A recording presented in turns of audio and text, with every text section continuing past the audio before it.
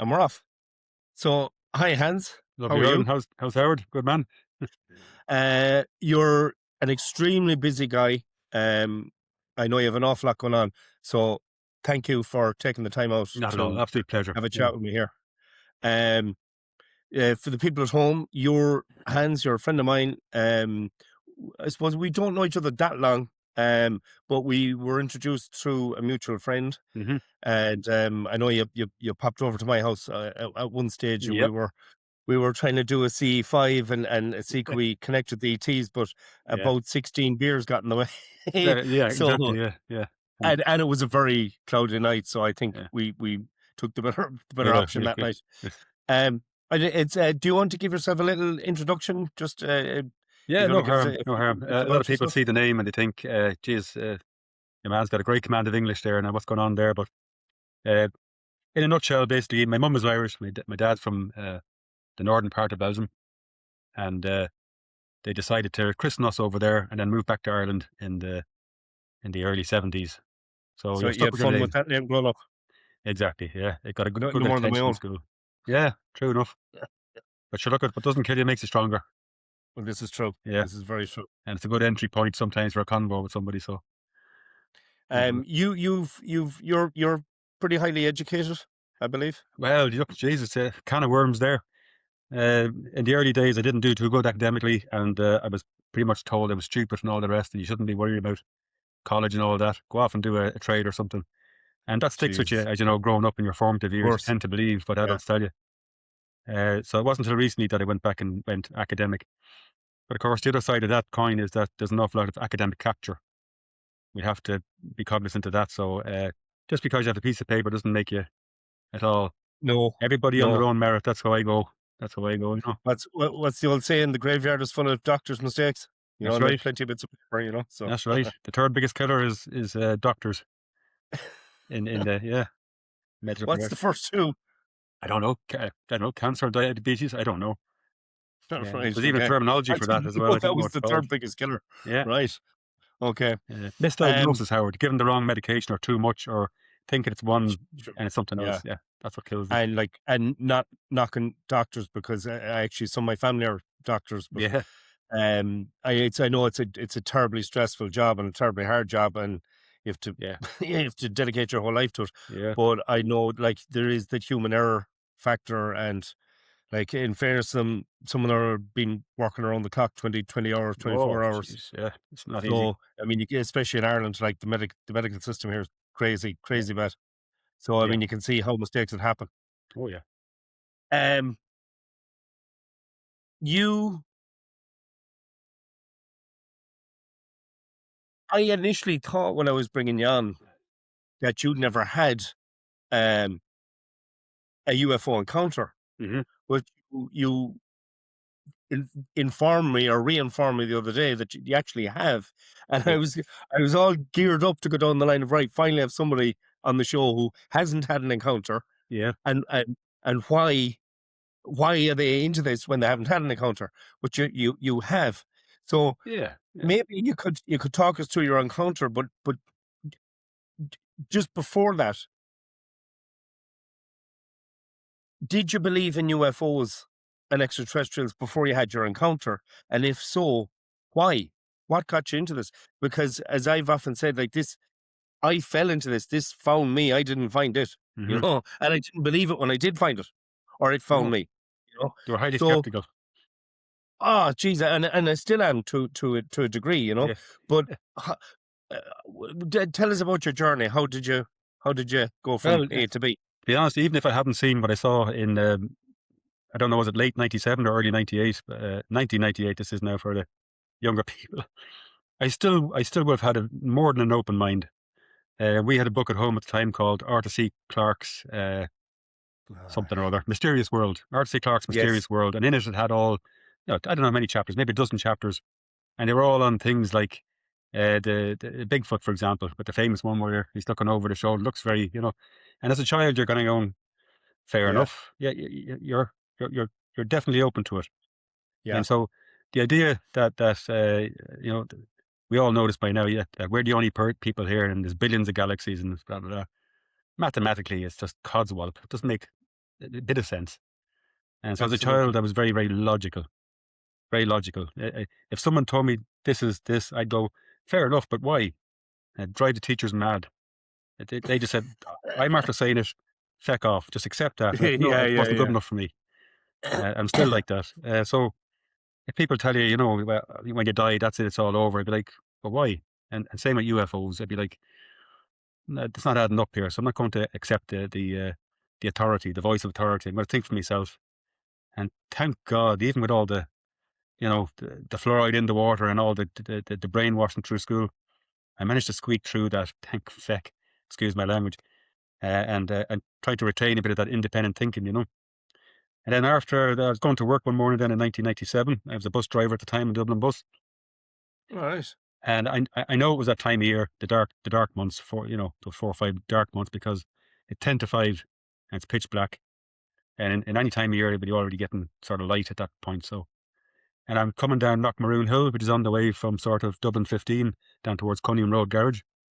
And I'm tracking this light off to my right hand side, very, very low light, not coming in the standard way from the Irish Sea or from any other direction for a plane that might be taxiing or doing a couple of rounds before it comes in. Very, Okay. very low, moving a little bit fast. And obviously I'm on the motorbike, so I've got good vision. I'm also keeping my eye on the road so I don't kill myself. But I can still see it the whole way across. It's not gone out of vision the whole time. And just as I'm starting to descend Knockmaroon Hill, it opens up to a better view. And the thing just literally just shoots off in a straight line and up a little bit and gone very, very, very quickly. Like how fast? Oh, Like faster than a plane? many times faster than a plane, many times.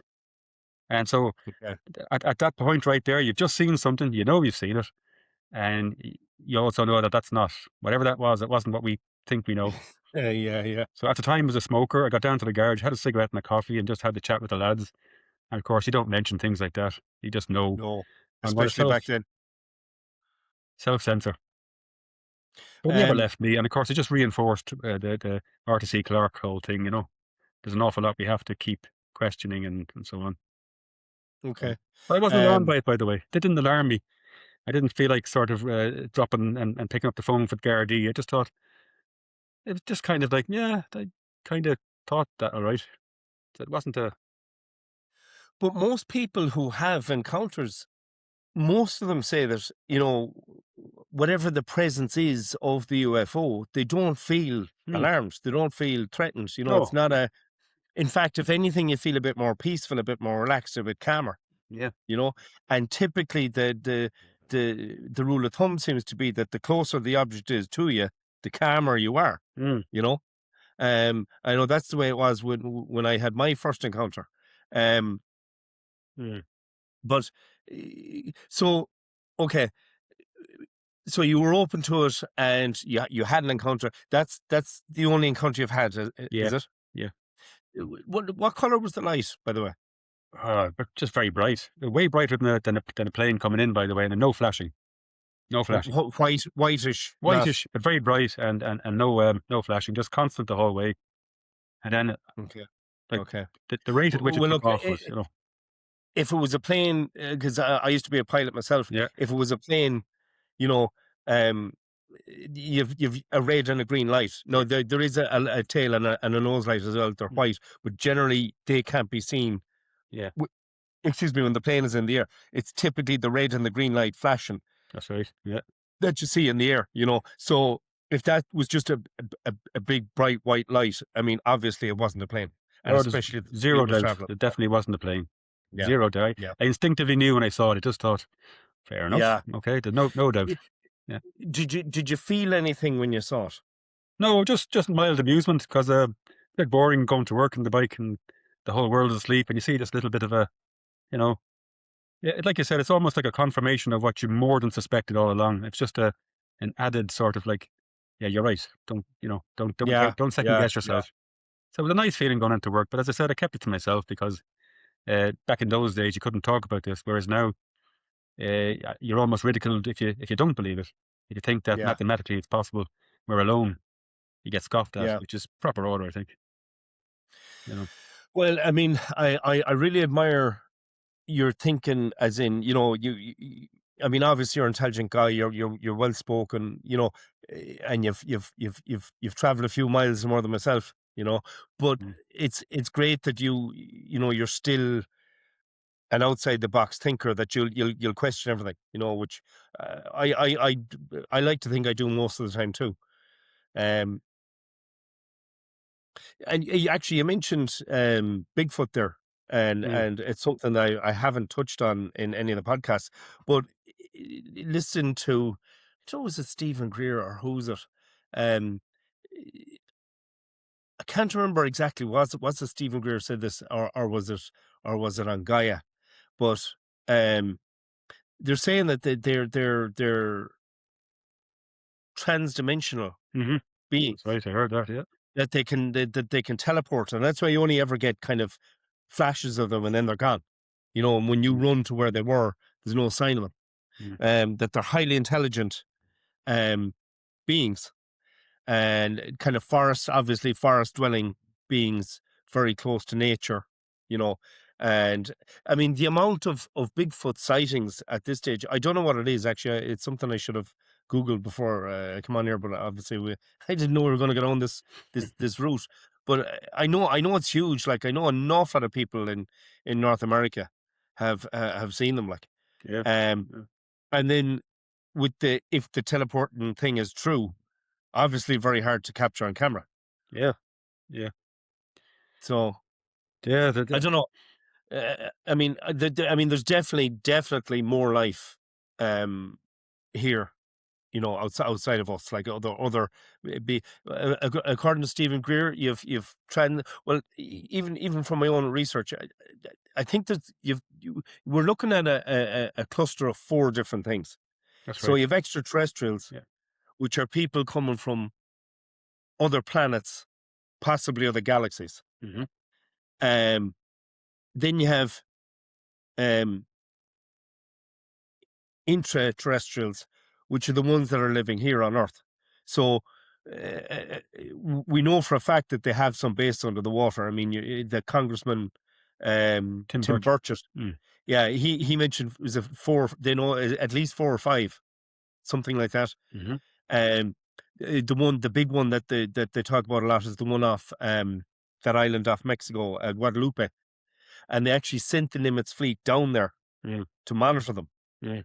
So, and I'm assuming everybody in that fleet, like, there's roughly 15,000 people in a carrier group. Yep. So I'm assuming if the majority of them, if not all of them, have seen stuff coming out of the water, because he swore to that in front of Congress Yes. a few months ago. And he said big black triangles had come out of the water, and then they'd send helicopters to escort them until it would fly off Yeah. up into space. That's a regular thing. And he said that they monitored doing that countless times. Yep. So they're definitely under the water. It's also been said that they're in high mountain ranges. Mm. That Mm-hmm. Mount Shasta seems to be a big one Yep. in North Yep. America, wherever that is. Um, and there's some other really high, hard to get to mountain range is somewhere in North America. Um, Mm. and I'm sure there are in other places around the world as well. Oh, you have to be. Um, Yeah. The you more know, remote, the better. so I mean, we're definitely not alone. Mm. So yeah, so you have extraterrestrials, you have the intraterrestrials, Mm-hmm. or interterrestrials, or whatever the proper vernacular is. You have extra dimensionals, Yep. Number three. so they're beings coming from other dimensions. Mm-hmm. Some good, some bad. Mm-hmm. Um, and I know the ones, what do they call the one down in South America? Oh, not chimichurri, I know the one you oh, mean. All right. Yeah. I can't think of the name. Sorry, Yes. I'll try and put it up here so people can see what I'm talking about. I know I'll have Yeah. to search for it. Chimiwawa or chimichaga or something. Yeah. It But looks a bit like a golem, only bigger, I think. yeah, but it was on fours. Yeah. Yeah. Yeah, Yep. I think it could stand upright as well.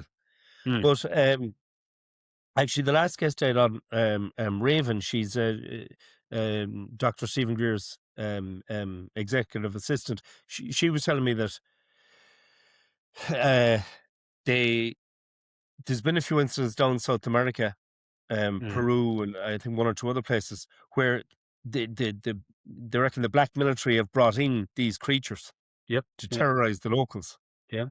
and then they're saying, "Oh, it's extraterrestrials and they're attacking us and all this kind of stuff." Yeah. Yeah. And seemingly, the locals killed one. They shot one and killed one, They got them. and it was brought to the local vet. Mm. And all of a sudden, the men in black appeared, and they took the carcass away, Yeah. and we were never here, and this never happened. That's right. The usual. You know, Yeah. so so they're the extra dimensionals.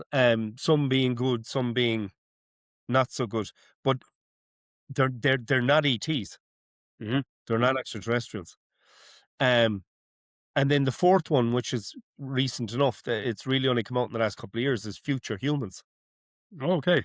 Yeah. Now, the only documented case of that I'm aware of is, Rendlesham Forest. Mhm.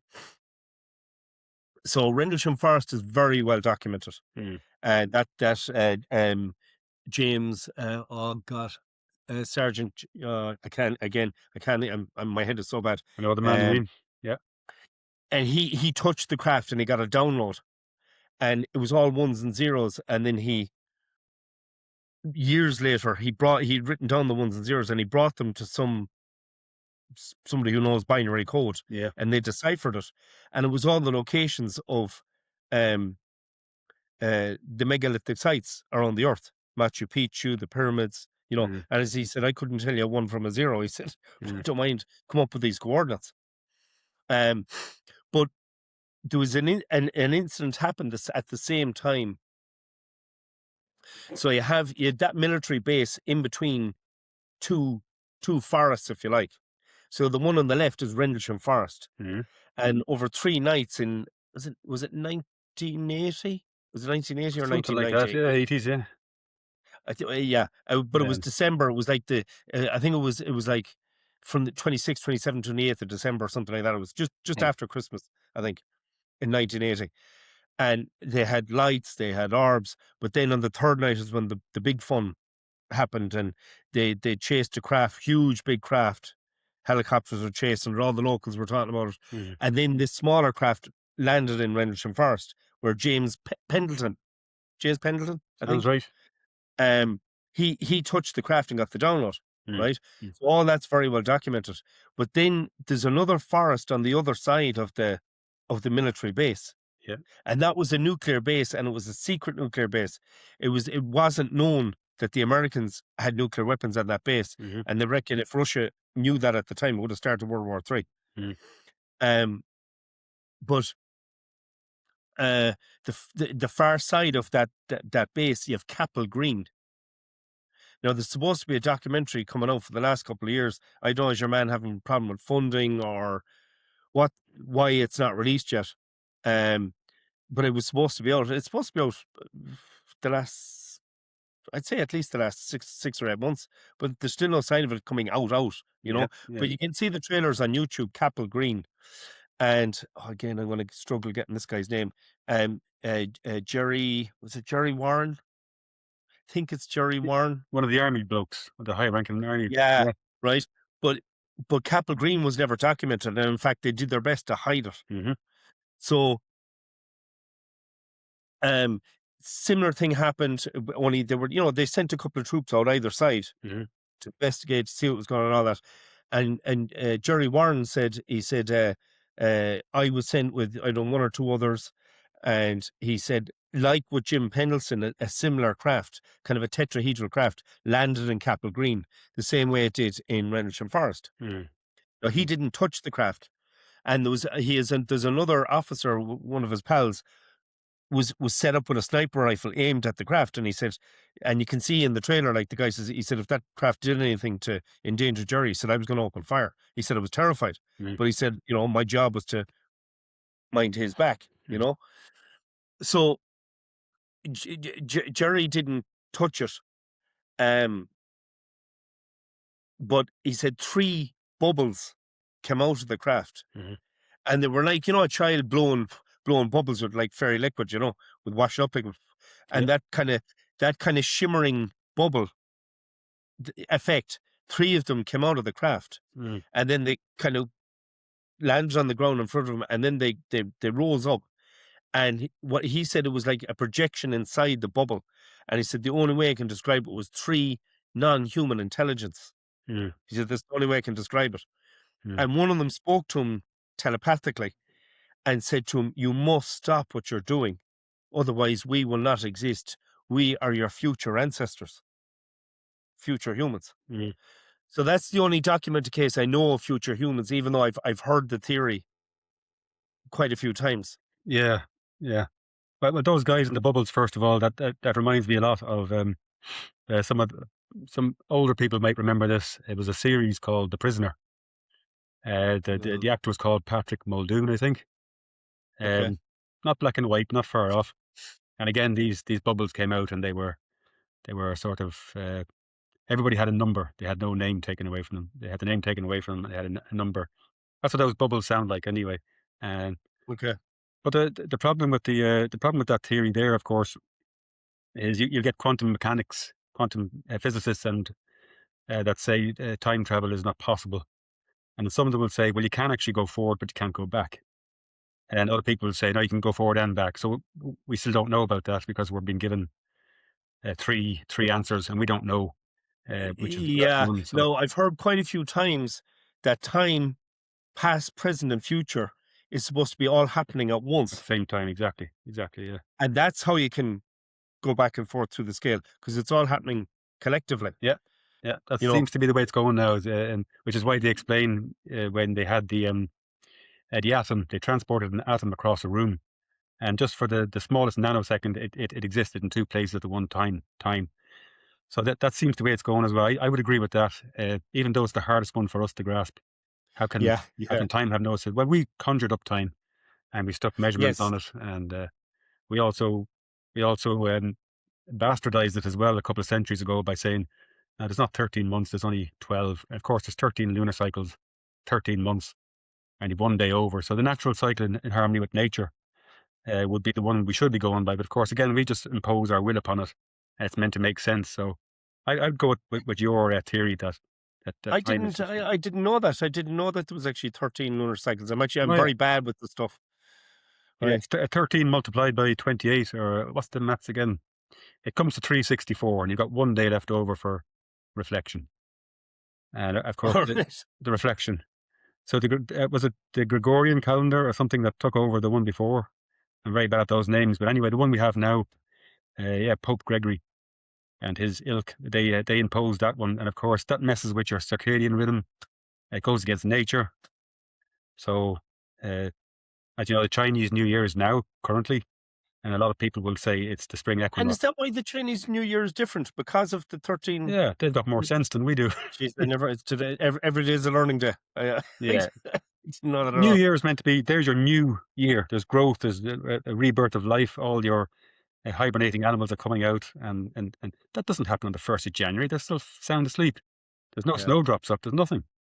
yeah. New Year is when the new year starts. So of course, you all know that if you even look at the months there, the Latin names are all a bit eyebrow raising. You've got October, which is Oct is 8. October's the 10th month. But Oct is 8. And Yeah. Nove, November 9. That's the 11th. Straight away is a big arrow pointing towards something wrong there. So the more Yeah. traditional one, the more pagan one, going back to a 13-month calendar, it just fits in. And New Year, I think, should be celebrated on April Fools, which is probably why they try to stigmatize it by going, "Oh, you can't be doing that. You're a fool if you think New Year's on April the 1st." All right. Okay. So I celebrate it kind of about now, or in the next 2-3 weeks. I say, "Well, it's spring now." Uh, Yeah. Technically, when is the Chinese New Year? Is it So is it it spans the over a end of 3-week January, start period. of February, or I think it's mid-February till mid-March or something. It might move forward and back a little bit, but in around okay? late February, mid-March. So those kind of 3 weeks, I believe. Okay, but they're going off the lunar cycle as such, or Closer to it. the solar cycle, should I say? Yeah. Well, lunar and solar, yeah. Which let's Yeah. face it, they're the two bodies in the sky, Yeah. and of course, it's an absolute coincidence, of course, as you know, that a solar eclipse, the circumference of the moon, the distance from the moon from the Earth, perfectly matches the circumference of the sun. That's just a glitch. Nothing to see here. Plenty more of that, Speaking of Howard. lunar, Yeah. what are your thoughts on the moon? Yeah. As I say, when I was younger growing up, you just accept it. That's what you're told in school. But then you start thinking about what I just said there. It does dawn on you as a kid. How come the solar eclipse, when they happened, how come that moon perfectly matches the radius and circumference of the sun? How is that such a fantastic coincidence, you know? And you start seeing other coincidences along the way about how if the Earth's axis was it 23.5 degrees? If it was 1 degree left or right, all life on Earth is gone. Or if this happens, or if the CO2 is this or that, then it's all gone. Yeah. So many of these little dials that even one of them is out, were gone. So the one with the moon, I would say, is highly suspicious. Why can't You these celestial bodies be a little bit further away, or near, or larger, or smaller? And then there's your do you eclipse think it's gone. a natural celestial body, or do you think it's artificial? Well, the fact that it matches it, you would have to at least entertain the possibility it could be unnatural. You'd have to, because the story we get is that it blew off and it hit the Earth, took a thingy out, or maybe it's a bit of the Earth. I forget what the theory is, but it just happens to be there. Like, Yeah. right, Yeah. right, maybe we need to smoke something a bit more to believe that one, but it could be true. But I'm leaning towards that being a bit of a porky pie. Doesn't stack up. Well, I know you often hear most scientists will agree that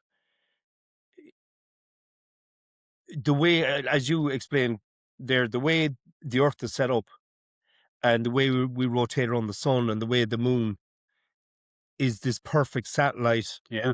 and it's exactly the midpoint between the Earth and the sun to give an eclipse, which also I can't remember why or how, but that's also supposed to help support life on Earth, the eclipse. And obviously then you have the moon affecting the tides, Yeah. that creates life. And that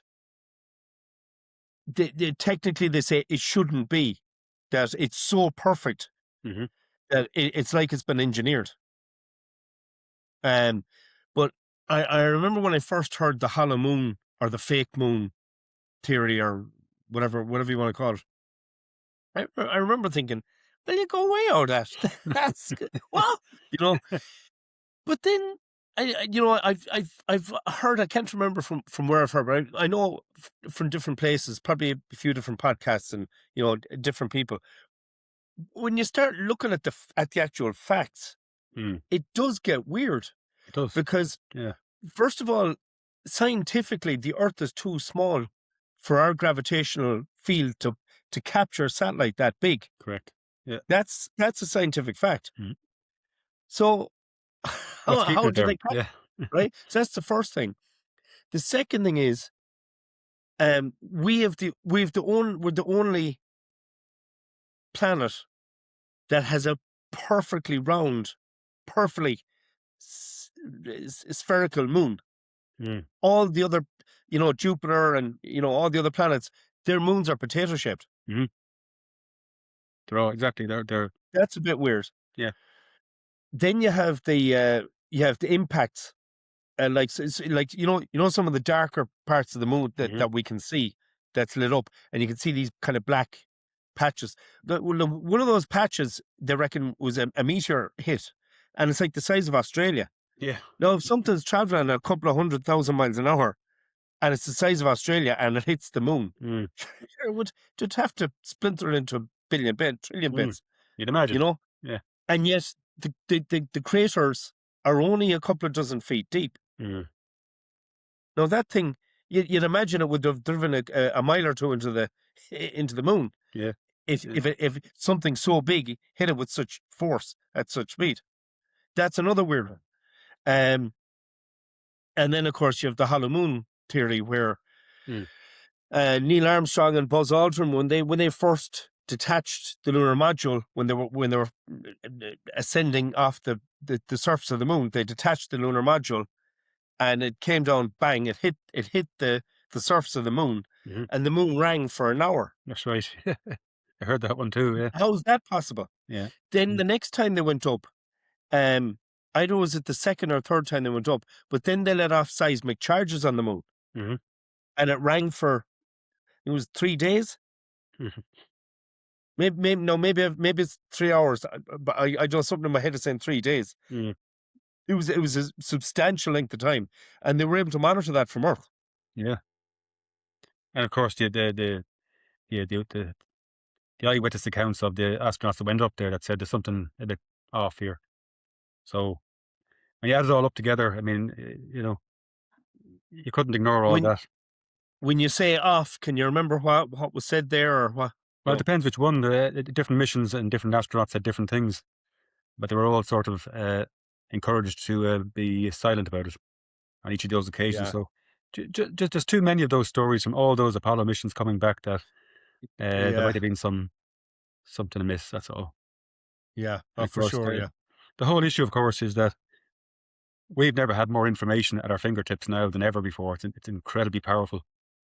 But as Obama said a couple of years ago, there'll be so much information and misinformation, deliberate misinformation and lies, that people won't know where to go anymore for the truth.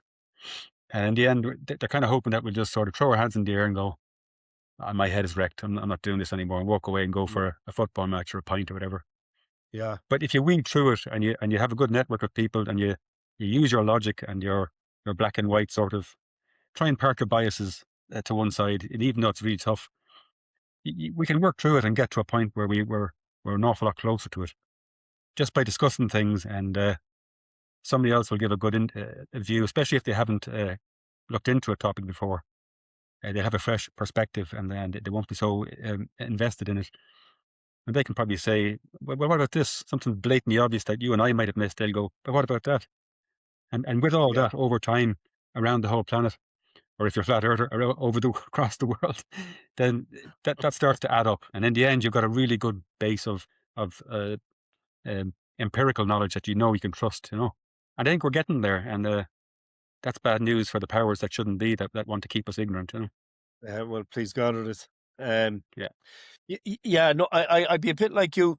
I don't like even with all the experiences that I've had. Mm, I don't just jump on something. If somebody says, "Oh, the sky mm, is gold" or whatever, yeah. I don't just take that at face value. So, you know, if I hear something, especially something kind of fantastical, I need to hear it from maybe two or three or more different sources that I would somewhat trust. Hmm. And then I would try and match that against my own personal experiences. Of course. And Yeah. if there's any kind of similarities, and then if it makes sense in my head, then I'll say, okay, well, you know what, maybe that probably is true. Mm, mm. That's kind of the approach I take, you know. You kind of have Um to entertain anything that comes along. I feel, because just to dismiss it because you're not open minded enough, where you think, what's he on about? And I've had a lot of instances like that, and I know it's a bit of it can be still a bit of a topic nowadays. But mentioning about flat Earth, there was a time that was suggested to me that I would have laughed at it.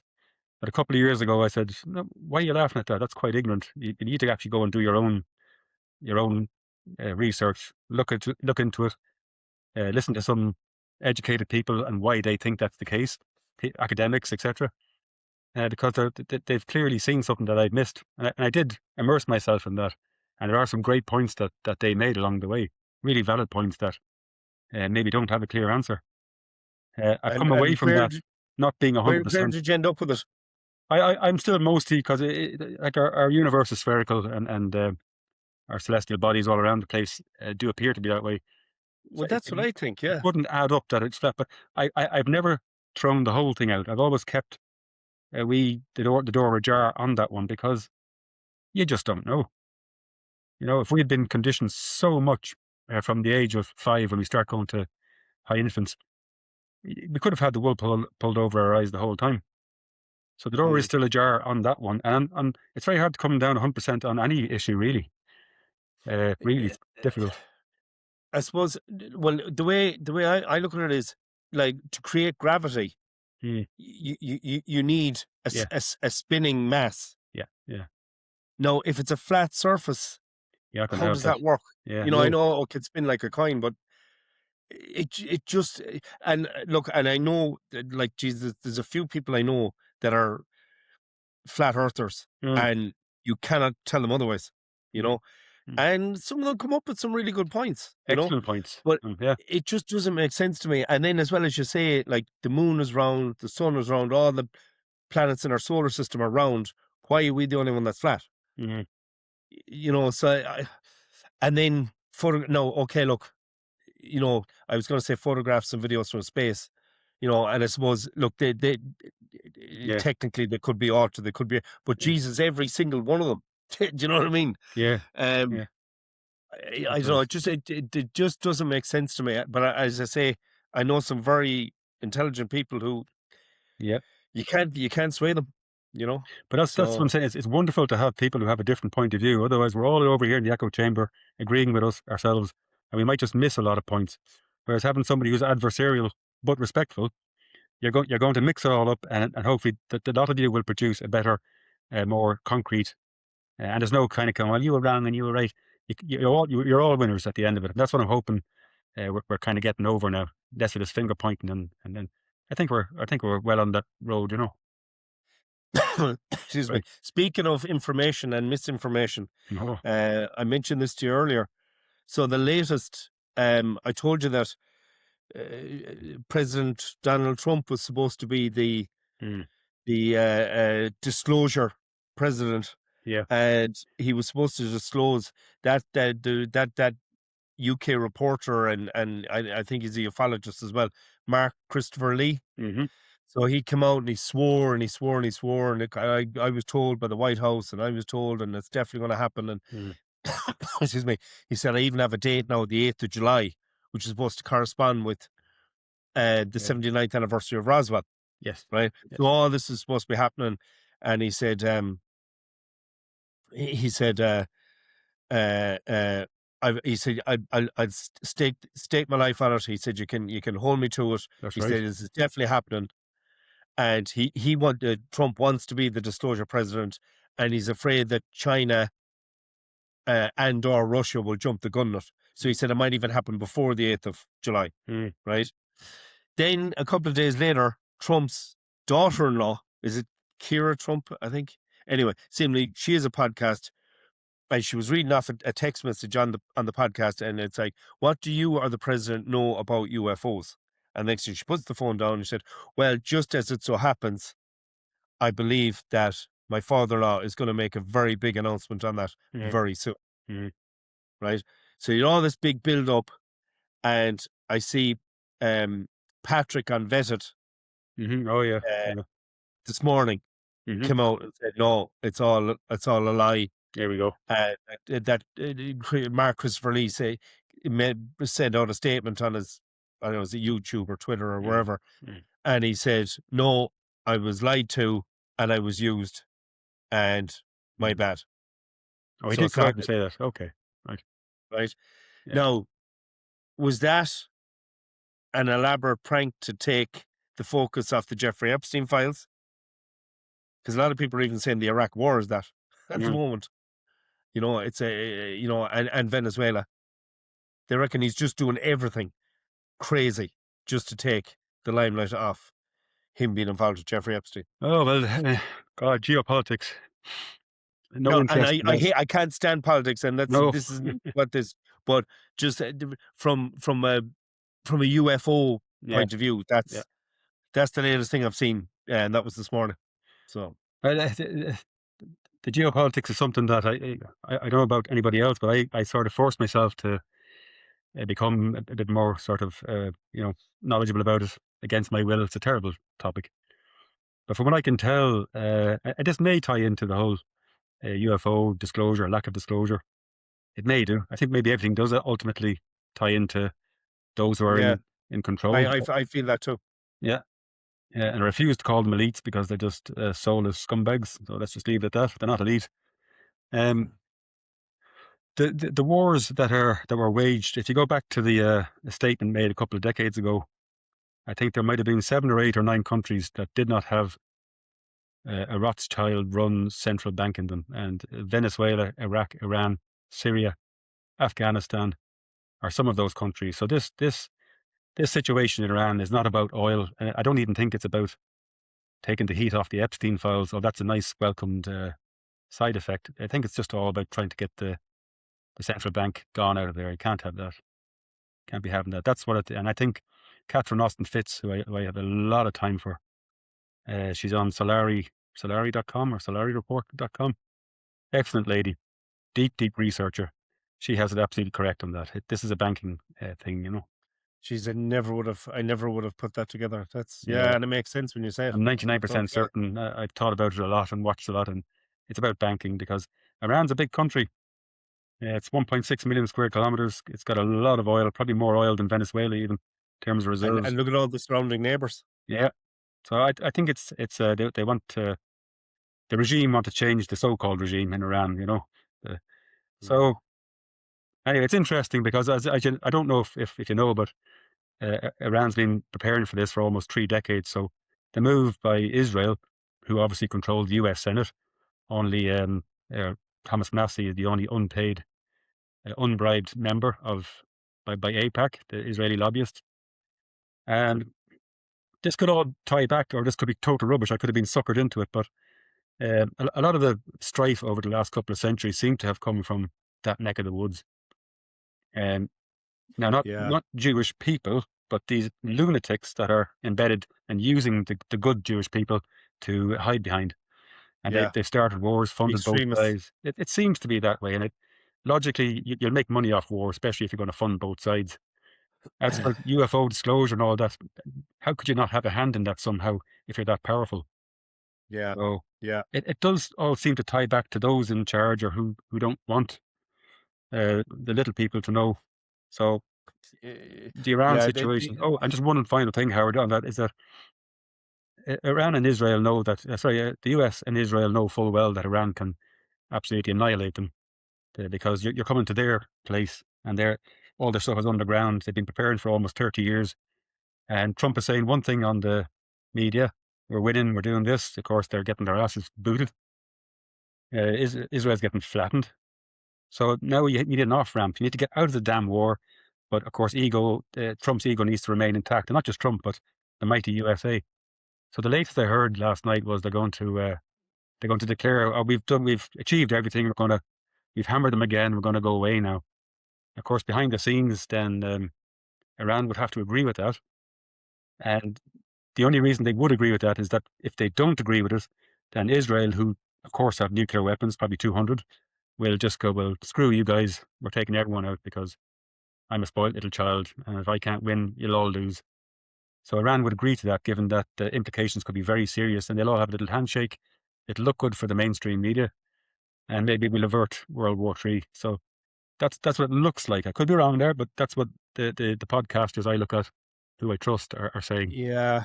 Yeah. I've heard similar things about the whole the nuclear thing, Mm-hmm. and it's Jesus Christ, it's scary times. Like, I mean, eh, so Mm-hmm. the doomsday clock was brought out again Mm-hmm. this year Yep. in January for the first time since the 1940s. And I was actually listening to Daniel Sheehan on Mm.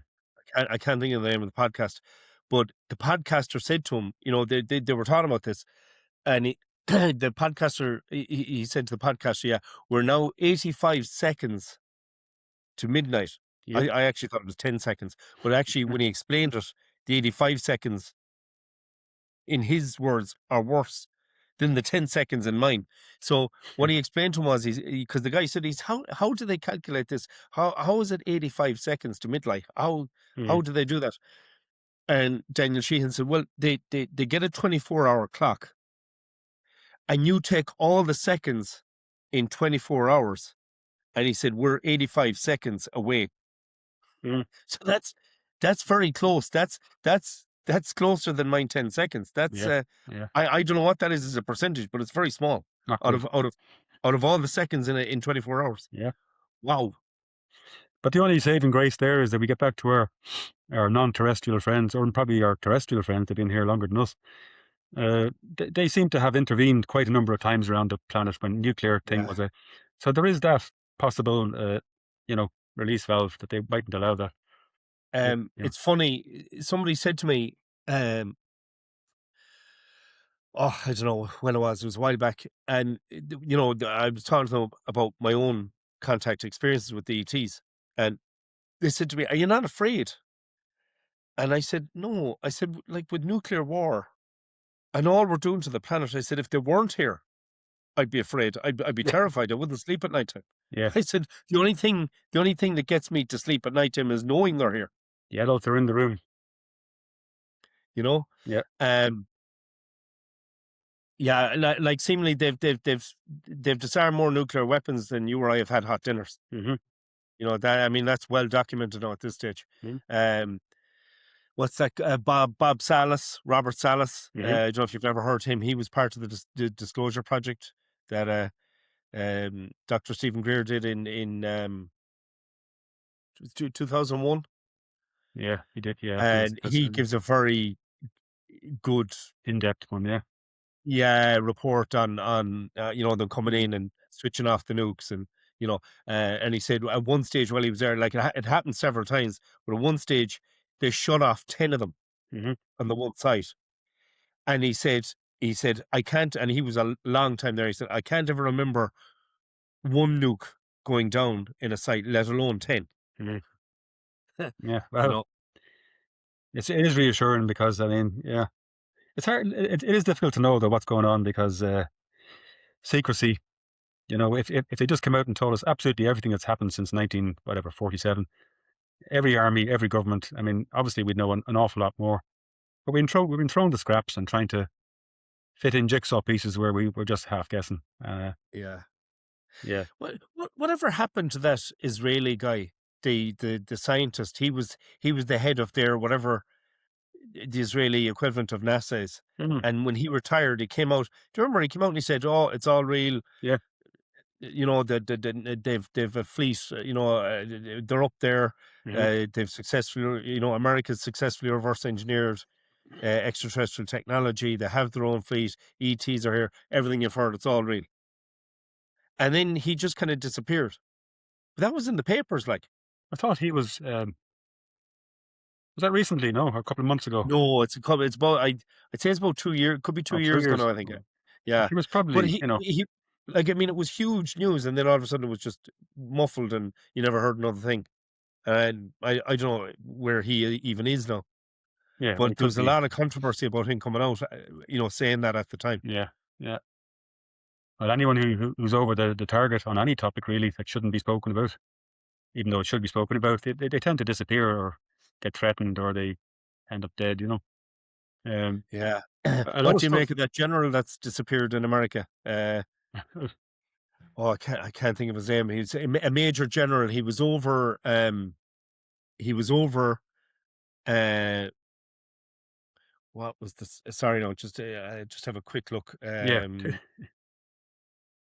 I actually never looked it up. I'm still in the dark on that one. I haven't caught up yet. It's been pretty busy lately for me. I haven't even got time. Uh, so, according to News Nation, that excuse Ross. me, it's a news channel Mhm. that Ross Coulthard Yeah. reports them quite a good bit. And according to News Nation and Ross Coulthard, basically this guy was literally hooked into um the whole UFO thing. Mm. Um, he was a former commander of the Air Force Research Laboratory, the organization responsible for the Advanced Military Technology and Science Department. He also worked on space programs and special programs for the Pentagon. Mm. He was in charge of above top secret programs, and he used to be in charge of Wright Patterson Air Force Base. Yeah, big one. So Wright Patterson is where a lot of the reverse engineering is supposed to have taken place. Mm. So this dude literally had his Yeah. finger on the pulse, and um, he also was the overseer of a $2 billion budget there. Mm. Chump change. You know, yeah. So when someone like that just disappears, now seemingly he I just want to see, can I get his name here? Yeah. Uh, Sorry, no, I have to put on the old gangles. Yeah. Uh, uh, Neil McCasland, Major General Neil McCasland. Mm. was his name. Um, so uh, seemingly, I was talking to somebody who I can't mention their name, but they would have a fair bit of military connections Mm. in the US, and they would have connections to a lot of the high end people, if you know what I mean, Mm-hmm. good and bad. But seemingly, he left his house. His mobile phone was left on the table. He disappeared, and there hasn't been a trace of him. Mm-hmm. And that's 10 days ago. No, not a trace. Right. Okay. Now this guy, seemingly, he did an awful lot of running, did the gym. Mm-hmm. He was like he's an older man, but seemingly extremely physically and mentally fit, Yeah. Yeah. and obviously trained in combat. So he wouldn't be the easiest target just to pull him in off a running track Mm-hmm. and take care of him. Mm. And obviously a highly intelligent man. If he's a major general, Yeah. Yeah. and disappeared without a trace. Now they reckon that he's not dead. They reckon that he went into hiding because he disappeared just a day or two after Trump made the announcement that um, he was going to release all the UFO files that he'd instructed the Department of War or Department of Defense or whatever to Mm. release all files on UFOs, extraterrestrials, and their presence here on Earth. Everything was supposed to be released, Right. Mm. and of course, by the looks of things, that's not happening either because Mm. we're still waiting. That was Yeah. what that was Yeah. about. That's about 2 3 weeks gone out at this stage, and there's no mention of it since. No. It's like anything that something pops up in the lamestream media, and that's everything that people watch and see and hear. And then as soon as that's not flavor of the month anymore, they need people's focus elsewhere. They just Mm. pound out that, and people forget about this very quickly. And they keep on doing that all the time. It's like a game of tennis, the 4 or 5 tennis courts all playing one game, and it's. I mean, people have all but forgotten about Ukraine now in the last 2 weeks. No mention of it. Yeah, What's yeah, going on over there? yeah. And even though that could be another, that's up in the air. We don't know what's going on. Is that all a rehearsal? Are they all? I have a strong gut feeling Mm. that war was engineered between Putin and Trump. Yeah, it Because could well be look what it's done to orchestrated. Yeah, the oil prices. yeah. Well, And you see now he's gone into Iran, and now the price of oil here in Ireland has doubled again. Now, thankfully, I got a fill of oil for the tank a few months yeah, ago. yeah. But a friend of mine got a fill of oil, and they said no, they didn't say exactly how much it was, but they said it doubled in price. Right, it's doubled. Yeah, yeah. Well, that So like all of Ireland's oil comes from the North Sea, Brent. None of it comes from the Middle East. Not one barrel. But of course, the global price is reflective, and therefore that's why we have to pay more. It's not mm, price gouging, and maybe it is a little bit. Um, Russia are making a fortune off this Iran situation. Hard to know. I mean, again, there's so much information out there, and there's confirmation bias, and you can find whatever truth you want to find by looking at reliable sources, and you'll find both. Or if you have a third opinion, you'll find that too. Um, it's difficult to know what's going on, and he could have finished off Ukraine a long time ago if he'd wanted to. But maybe he really is going slow to maintain for the light yeah, to keep the. it's going on an awful long time. Yeah, it is. And like, It is. what Yeah, is this 4 years now? Is it four? I think it's four, seems right. 5. Yeah. What time of year was that? Was it October? No, that was the It other was one. it was 2021, wasn't it? Or it was just after COVID.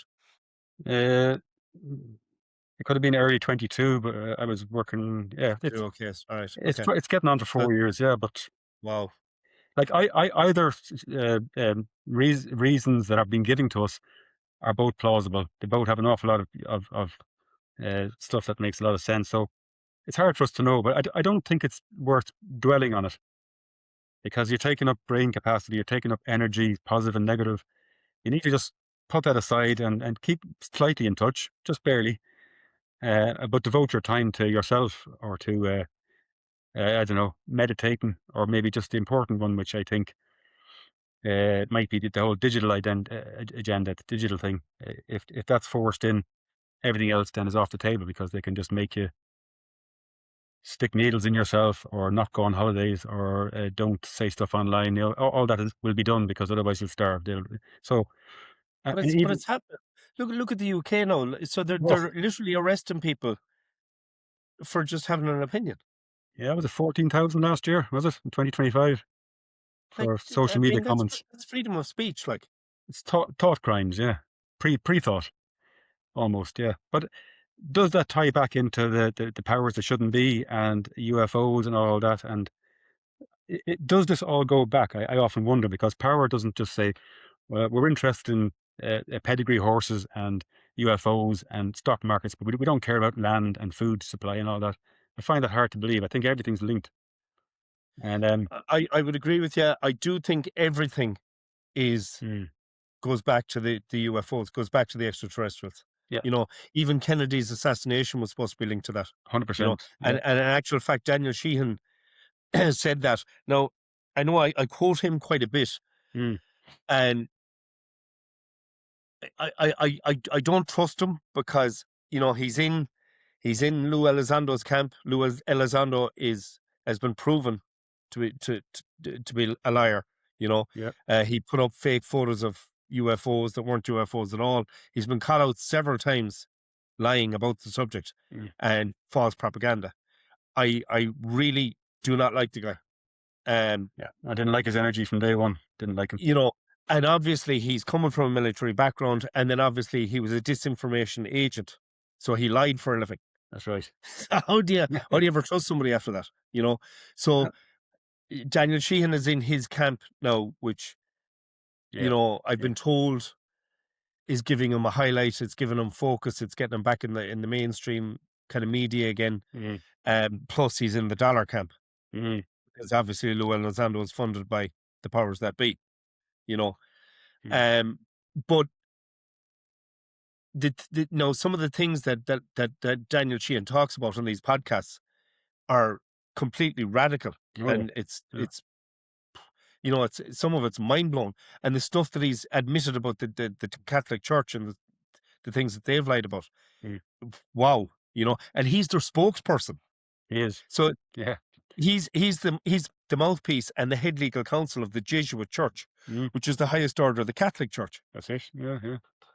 You know, so you know, but excuse me, where was I going with that? Excuse me. So he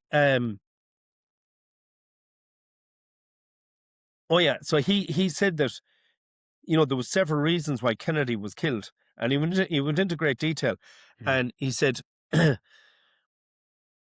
he said the second main one was he you know after they stopped the Cuban Missile Crisis, mm, and seemingly the Cuban Missile Crisis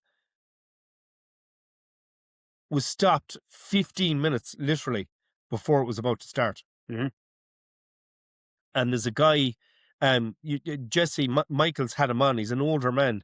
mm. Again, I can't think of his name. I'll try and put it up here. I might put a link to the podcast Yeah. down below. But this dude, he actually died literally a day or two after doing Jesse Michaels' podcast. Yep. So he Okay. wanted to come out. It was near like a deathbed confession.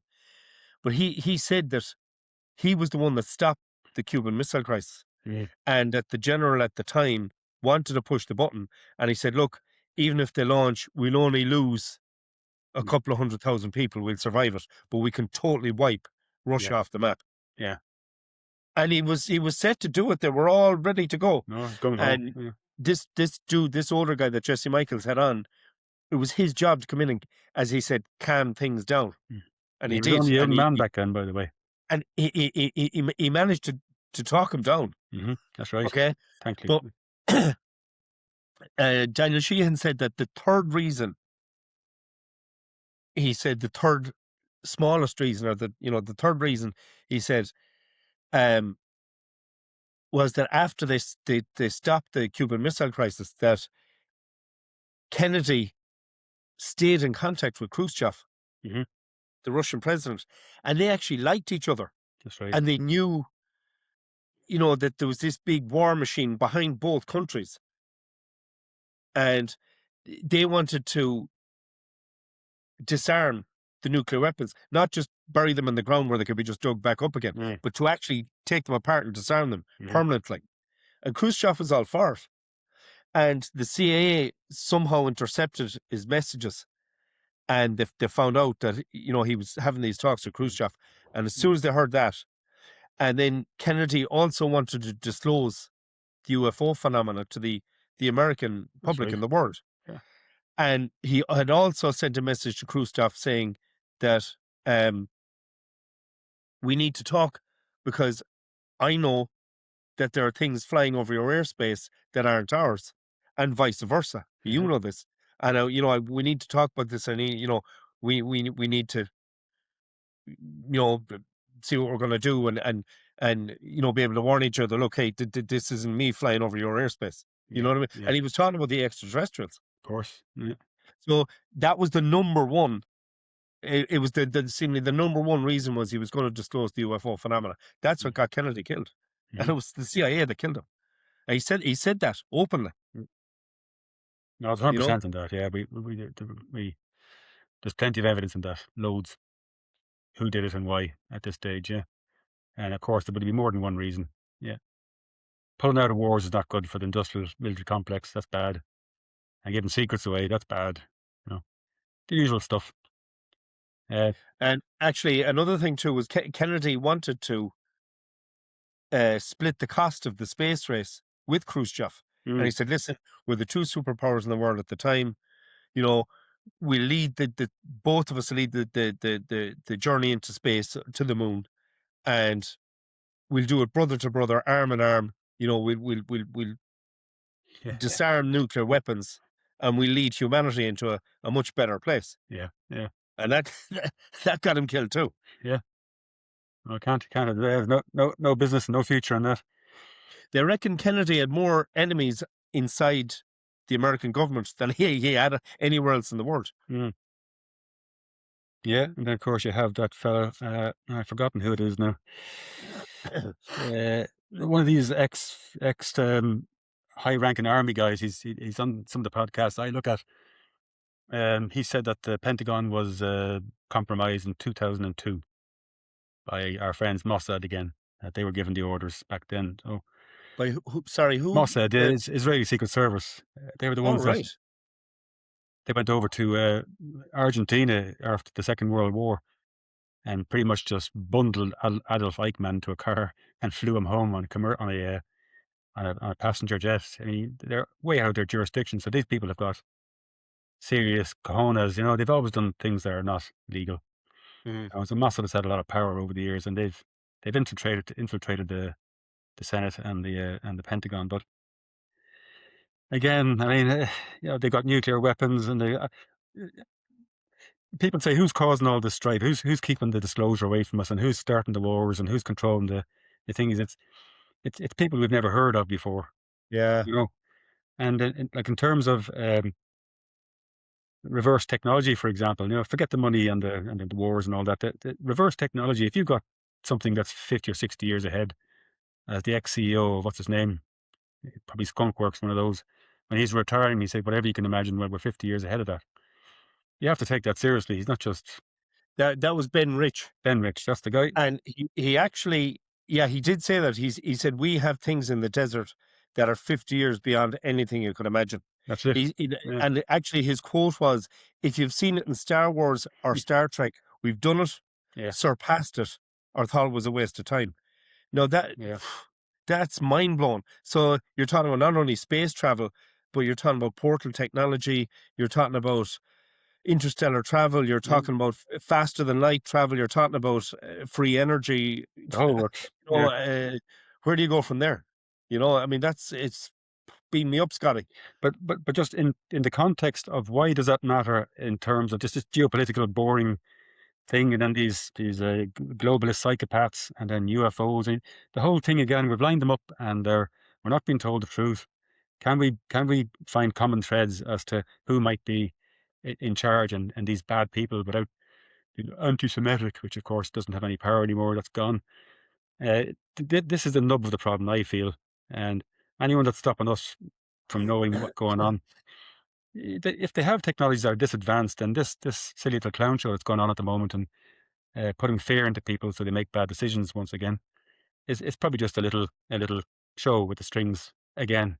Mm. Um, so uh, I get back to what yourself is doing, and probably Dr. Greer as well, and with the CE5. And there's also a lot of thought, a lot of thinking about. Even Dolores Cannon said it, is that those with higher who can resonate with higher frequencies will. She says ascend to one version of the earth, and then those who are left behind that can't manage it will be left behind.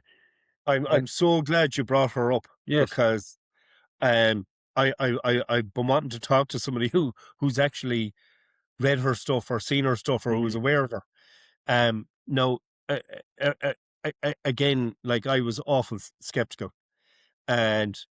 she'd be one of the sources who I would more or less trust. And there's only a handful of, Yeah. there'd be, Dr. Stephen Greer be one, um, she'd be another, and you know, even though I don't trust Daniel Sheehan, but when he's talking on these podcasts, he doesn't come across to me like he's lying. He sounds like he's being sincere, and there's something likable about him. Now, I'm Oh yeah. sure he is where he is because he's got these qualities, But he doesn't come across to me as a bullshit artist. Do you know what we There's call something that? I Or love. what terminology I learned years ago, and it comes from a podcaster called Whitney Webb, who is off the scale. She's off the scale. Limited hangout. So you get someone like Danny Sheehan, who's immensely knowledgeable and clearly has contacts with whoever. He probably is nearly at the top. Sure. He gives that impression, but also body language analysts have looked at them, and even your own feeling when you look at somebody. Are they telling lies, or are they? The guy is giving us 97, 98% truth. But the Yeah. limited hangout states that they can slip in the 1% there, and because you believe the guy and trust him, you're gonna take that 1% of false information on board. Yeah. That's where the power. Yeah. But I like Danny a lot. Very likable chap. Mm. But again, you'd have to be suspicious of him, and there's plenty more out there like that. But to go back to Dolores Cannon, Mm, and you actually, after touching off something that, um, uh, I'm interested in, um, so no, I know she's got about 20 books, and I've read like one or two of them, mhm, you know, it's a lot. Like it's you really have to be in a good place to read because there's so much in it. meaty. It's so mind blowing. Mm, Um, but one of the things, like some of the stuff she says is bonkers mad, but some of the stuff she says I've seen and experienced, So I tend mhm, to, um, yeah. did you just see a little orb fly past the screen there, or was that my imagination? No, I'm that tired. I could have seen multiple orbs. I'm certain. I did a podcast with Joanne Summers. Yeah. She does the ET newsroom, and a little orb flew across the screen in front of her. And I think the same thing is just after happening again. I'll have to go back and record it, Yeah. but if it has, I'll try and highlight it. Do. Yeah. Uh, Yeah. but anyway, sorry to get back to Dolores Cannon. Um, you know, some of the stuff she says I've seen and experienced, so I tend to believe her. Hmm. Mm, One thing that she stated, in her books and she's vocalized is that the world is going to split into two. mm, And I used to say to people, how can the world split into two? And then they said, oh, no, it's not that the world will physically split in two or divide into two, but some people will be on a higher frequency, a 5G frequency, and other people won't. mhm, But no, but when I went back and I listened to her again, no, she's saying it will literally divide in two. And those with the higher consciousness, who's more aware, who, as you say, are able for it, mm. will be on this pristine planet, Yes. and then everybody else will be on the old Earth that's left, and we shall eventually die. Yeah. Yeah. And What? resonating at it wrong. Yeah. Yeah. Yeah. What do you make of that? Yeah. But that's a kind of a later thing that's come to light that I've only looked into for the last couple of years properly. But getting back to Gene Roddenberry and Star Trek, I love Star Trek Next Generation. And Roddenberry, I think, was in charge from 86 to 89, and he died far too soon. But those early episodes, those 4 years at the start of Star Trek Next Generation, as you said a minute ago, the terminology in those, they all exist today. But The I've heard people say, like people who I trust say that they reckon he was definitely Mm, in touch with ETs, either whether it was directly or whether they were subconsciously yeah, implanting stuff. yeah, But as you say, like the warp drive, beam me up, portals, all that kind they're of all stuff. there. Yeah, How did he pull all that kind of stuff out of his head?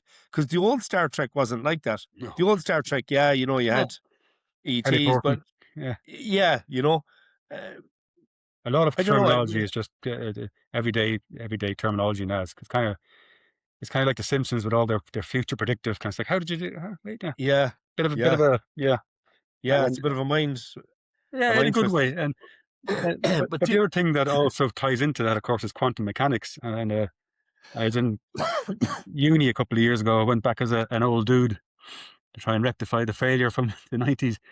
And I was doing philosophy, and one day the philosophy lecturer said, "I have a surprise for you today.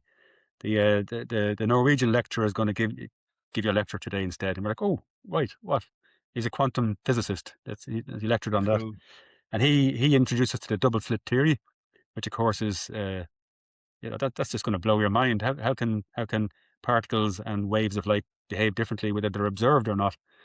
And it's these are very rigid tests in laboratory conditions. There is no BS here. There's no room for saying, well, maybe you got it wrong and so on. The upshot of that double slit theory in quantum mechanics is that the world and the universe behaves a lot differently than what we think. So this whole thing about getting back to Dolores Cannon, things resonating at different frequencies. I've always thought that we're all made of atoms or whatever smaller than that, and we're just resonating differently. So this table here and me are made of the same things. We're just whatever. And so even going back to your Sasquatch, your Bigfoot, they disappear into a portal, or have they just simply resonated at a different frequency and we can't see them anymore? A bit like a dog whistle. Dogs Yeah, can hear yeah. the whistle, we can't hear it. Our range isn't broad enough. So all these possibilities about interdimensional, well, flight. It might not be flight. It might just be resonating higher. Gone. Can't see them or hear them anymore. So there's no. It's raised a lot of questions, and it's made things a lot more difficult to get a handle on, but a whole lot more interesting as well. Oh, So I find it extremely oh, interesting. it really is. Yeah, But I it's just I find it hard, as much as I do have a lot of faith in Dolores Cannon, but I mm, find that particular thing even more so than like she talks about the afterlife and spirits and yeah, different dimensions and ETs and the past life regression and yeah, reincarnation. I mean, she covers everything, yeah, right? But mm, that one bit I find very hard to get my head around, that the earth is going to divide into two, you know? mm, And then she said, somebody said to her, well, what about my sister? She's not open to any of this, and blah blah blah. What? How will she be on the other earth? And how will I remember her? And Dolores kind of said, "Oh, well, the way it'll be is, oh, I kind of remember that person now, but oh, I wonder how they are now," and then you mm, just move on, you know. yeah, But it's like it's not like you kind of forget, but it's like it's there like to become like a past acquaintance or something, yeah. It's you know. not immediately important to you anymore. So you're just focusing on yeah. I don't know. And another episode of Star Trek was quite later on, one of the later episodes. And who knows, Roddenberry probably still had an effect with it, with his half-finished scripts. I don't know really. But they're talking about Earth being at different stages of destruction. And there was loads of Starship Enterprises, and they'd all come together in the same time frame. And one of them, it was damaged, another one was destroyed, another one, it won, and same with the planet Earth. So I mean, if you listen to quantum physicists, they actually maintain you can have not just 13 or 14 realities or dimensions like they've proven, but countless, literally Oh, countless. I'd say there's countless. Yeah. Did I send you that thing with that lady? She's a blonde lady. I have no idea what age she is. Middle age, maybe 50s. Um, and she's a scientist, Mm, and she was at an annual science dinner.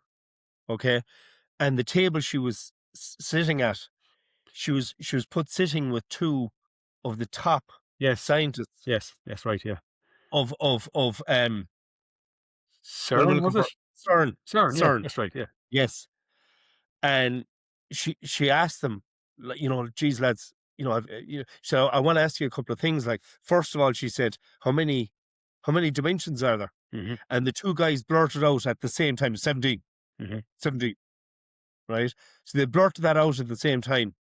Now, the number that was always floating around was 13, mm, and they blurted out 17 simultaneously. yeah, yeah, Now, I'd be with you. I think there'd have to be billions or trillions of different yeah, dimensions, yeah, you know.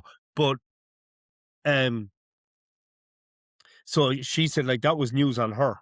mm, And then the next thing she asked him, well, has anything crazy or anything mad ever happened? And um, they said that, well, they said that we weren't actually there, but there was two incidents mhm, where they opened up a portal and a being, I think it was like a being of light or something, came out and walked over to a nearby table and sat down for, yeah, I don't know, like a couple of minutes. They didn't say whether he spoke or it spoke or she spoke or whatever, right? And he said, got up and walked back into the portal again. mm, And then there was another episode where they opened up a portal and this being ran in, grabbed a scarf off a chair, right. stole the scarf, and ran back into the portal again.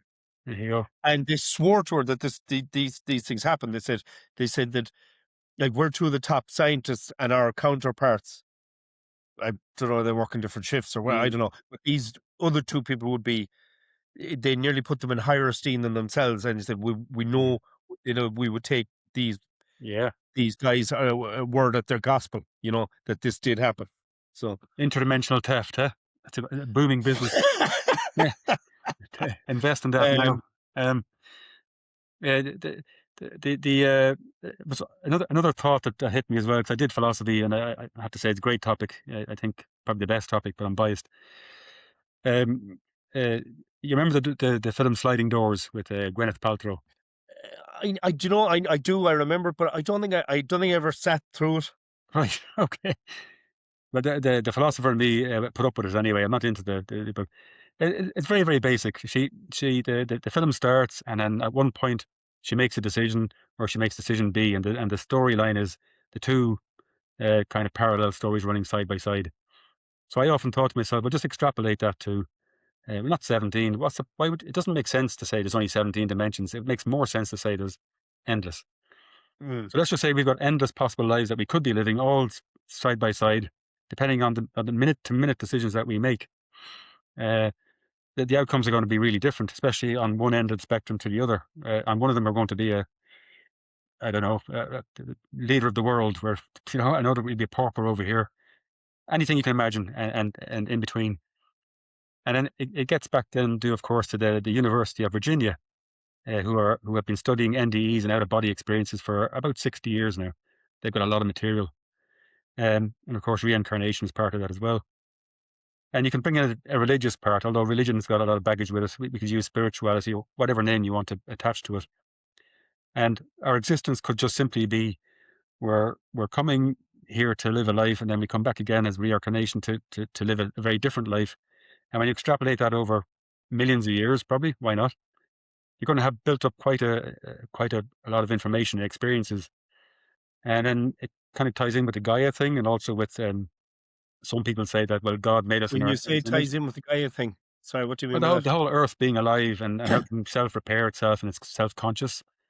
And if the Earth is conscious, so is the universe. There's a lot of theories, kind of, that seem kind of plausible in a way. Like, if we're gone tomorrow, the Earth will be fully healed in 300 years. It'll be, what Yeah, humans do you know about?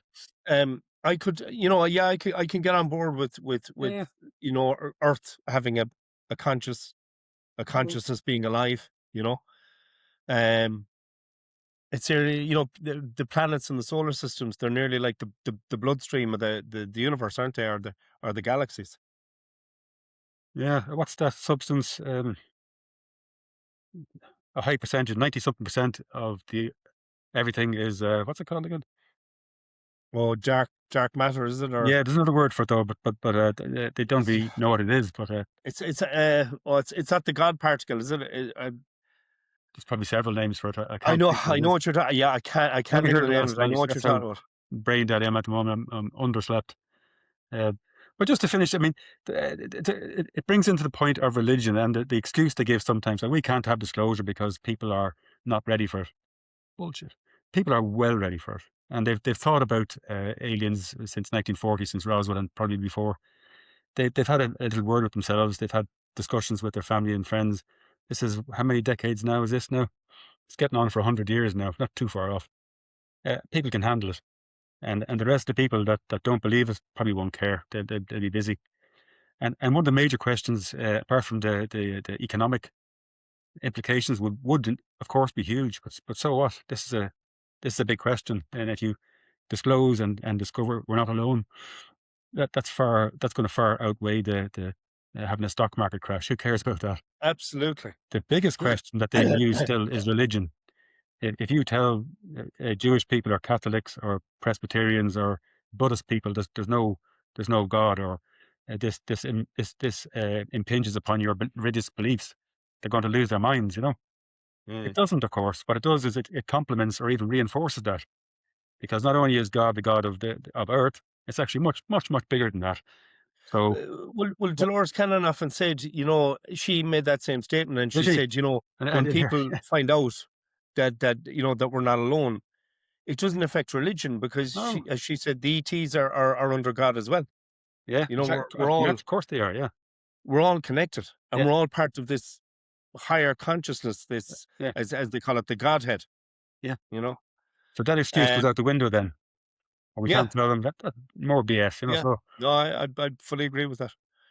so Um, having your, if my theory is correct, and you're having all these over and over lives again, you're building up a database of information and experience. And if God made us in His image, then you're actually experiencing each life kind of on His behalf, His or her behalf, to mm, add to the pot every time. And what's the point? Well, information and knowing, self-knowing. Oh, but God would know Himself anyway. Well, maybe. Who knows? We can't. This is only theory anyway. We could all be well, wrong. Yeah, it's you know. I'm a big believer in that old saying where you know you can be told the path, but it's much different walking the path. Oh yeah. You know, living it and knowing it as opposed to being told. Mm, It's yeah. there's a big difference. Huge. Yeah. So and also, if we were told all the answers tomorrow, any question you ever had, you'd be pretty. Why would you get out of bed the following day? Yeah. What would you be? So I think we need to have this. As Socrates says, man by his very nature needs to have questions, needs to have obstacles. So who knows? Maybe the whole thing is just a perfect balance, and it's there for us to try and work out. But certainly not to understand fully, because then you're no longer a person; you're a god, and that's not Mhm. the idea. I don't know. It's just a theory, because it ties back into why are we here? Why is there something and not nothing? That beautiful small question. Well, I believe the reason we're here. I used to hear people say, excuse me, I used to hear people say that life here is a simulation, Mhm. and I never really understood that. It's like, this isn't a computer game, but I get I get it. I understand it more now. I think, as opposed to it being a video game, it's because of all these different realities, these different dimensions. Mm, Um, it is like a simulation. You're each one is experimental. Each one is doing its own thing, mm, and the reality that you're in, like you said there, what's the meaning of life? Why are we here? I do believe that this life is a learning platform, and that you learn to be a better person. At least most of us do. You know, yeah. when we're born, we're horrible little savage animals, Mm, and we pull girls' hair in school, and we throw stones, and we call names. And kids are awful hurtful, you know. And if you're lucky enough and you've been kind of brought up in a pretty good way, and you've a decent family and network around you, eventually that kind of kicks in and becomes second nature to you, and you start becoming a better person.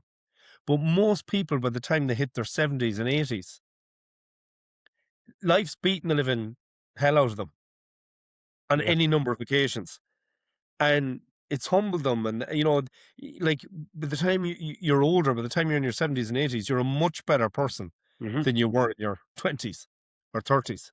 You Yeah. know, you've learned life has forcibly taught you patience, whether you liked it or not. Life has forcibly humbled you, Hmm. whether you've liked it or not. Life has beaten the living crap out of you, whether you've liked it or not. And the fact that you've survived all that and you've learned from that and you've become a better person, I think that's the end goal, because you can't go on to the next thing. You Hmm. can't go on to the next piece of existence. You can't, your soul, your consciousness can't progress until you've learned to be somewhat good. Hmm. Can you imagine us, you know, someone like Trump going to heaven, or onto the next plane of existence, being the way he is, like, you Hmm. know, I mean, he's got about 10,000 lives to live yet before he's humbled. You know, I'm sorry, Donald, you ain't going to heaven this time. You know, Yeah. you'll be back here, and when you're gone, you'll be back here in the morning. He's a lot of like, it's gas, and all these guys in these high power positions, they're so intelligent, they're so connected, they've so Yeah. much at their fingertips, Hmm. yet they're so goddamn stupid. Emotionally stupid. I mean, they'd need to be bet with a goddamn hammer to knock a bit of sense into them.